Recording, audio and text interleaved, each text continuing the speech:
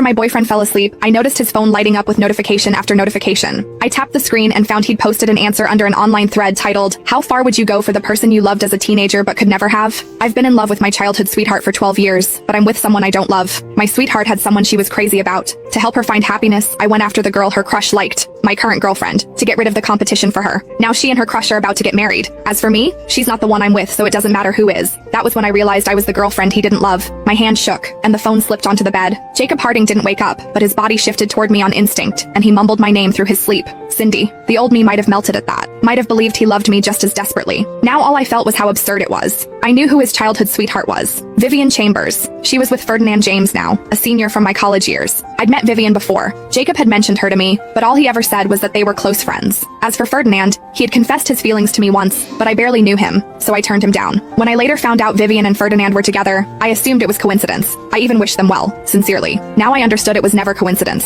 It was a game Jacob had engineered from the start, and I was just an expendable NPC in it. I took a deep breath and kept scrolling through the post. It was a detailed chronicle of every memory he had of loving Vivian in secret. I knew I loved her from the time I was 10, but she never once looked at me that way. Of course I didn't want to see her with someone else, but I couldn't stand watching her hurt even more, so I chose to let her go. When she got rejected and locked herself in her room crying for 3 days, the hatred I felt was unbearable. I hated that the person she loved wasn't me. I hated that someone as good as her had to suffer that kind of rejection. But the person I hated most was my current girlfriend, for so effortlessly taking away everything she wanted. So I decided to help her. I went after my current girlfriend, and the plan was to break up a year later. Only now did I understand why his eyes always carried something I could never read when he looked at me. But he'd been so good to me, so impossibly good that I never had a single reason to doubt him. Our 1-year anniversary was a week away. I'd been happily planning how to celebrate it, how to make the day special. I thought I'd surprise him. I thought it would make him happy. It never occurred to me that all of it was a lie from the very beginning, a scheme, something closer to revenge. The comment section was full of reactions. Have some shame. How do you even have the nerve to post this? What did your girlfriend ever do to deserve a piece of trash like you? Leave her alone. Others saw it differently. He didn't cheat on her, didn't mistreat her. What's so terrible about that? Am I the only one wondering? If he loved his sweetheart for so many years and never made a move, how come his girlfriend was so easy to win over? Jacob had replied to that comment. With the person you love, you can only tread carefully. You're terrified of saying the wrong thing. You can't bring yourself to hurt her. But with my girlfriend, it was just a game of calculated affection points. Throw in a few special tactics when needed, and of course it was easy. If anyone's curious, I can share some of the special methods I used. The comments section, predictably, begged for details. Jacob replied below. It's simple, really. Figure out what she needs most. Before I made my move, I spent a long time doing research. My girlfriend grew up in a single-parent household.